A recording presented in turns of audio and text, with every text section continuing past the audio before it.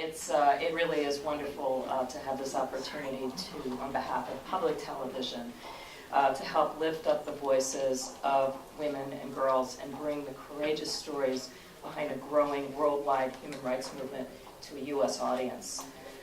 Congressman Poe and Delahunt and Congresswoman Schakowsky have been champions of human rights in so many ways, including their bipartisan work on the International Violence Against Women Act.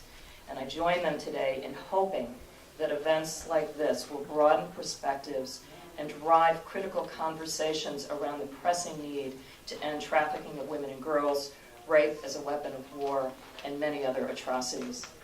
I am so proud that PBS, through a longtime support for the independent television service and the series we co-curate, Independent Lens, my colleague Paula is sitting right over here, have created a platform where a documentary like Pushing the Elephant will be seen and where authentic stories will be told.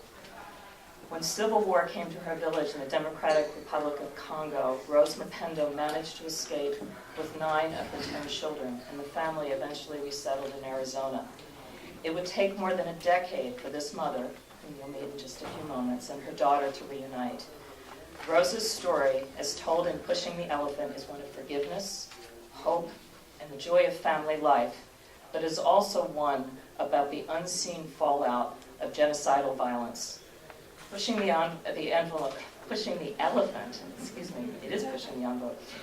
Elephant underscores one of the reasons why public broadcasting is indeed a place where unforgettable stories like Rose Mapendo's can be told beyond a soundbite, and then after broadcast, and I think this is the most important part of what we try to bring each and every day, is that we then take the story and repeat it through online and in communities, bringing together people who are inspired by these stories to share their own, to really generate a conversation. As part of ITVS's national engagement program, Community Cinema, Pushing the Elephant will be screened at live events in over 85 cities and towns in March of 2011, the same month as the broadcast.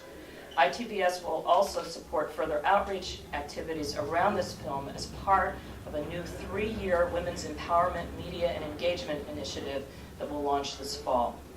Thousands of people will participate in these screenings and activities, and as a result, will connect with hundreds of partner organizations working on women's issues, including our partners here today, Amnesty International, Family Violence Prevention Fund, Women Thrive Worldwide, CARE, Jewish Women International, Global AIDS Alliance, Women's Refugee Commission, International Rescue Committee, International Center for Research on Women, and Refugees International.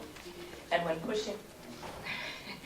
Pushing the Elephant is broadcast this March, we expect 1 million more people will see this important story on PBS and marvel at Rose's efforts and the work of the filmmakers, Beth Davenport and Elizabeth Mandel, and thank them for their commitment in telling her story.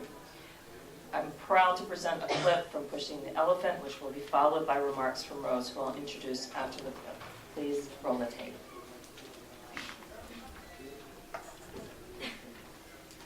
Who actually is more important than the film clip today.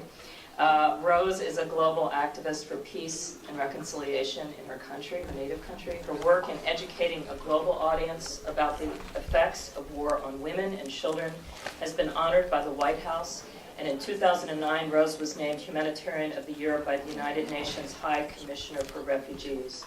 She remains on her mission to provide assistance to the victims of war, to offer underserved regions access to medical technology, and to enlighten us all about society's forgotten people. Rose Mapendo is an incredible survivor, and she's truly an inspiration to us all, and I'm so very pleased to be able to introduce her this morning. Please join me in welcoming Rose Mapendo.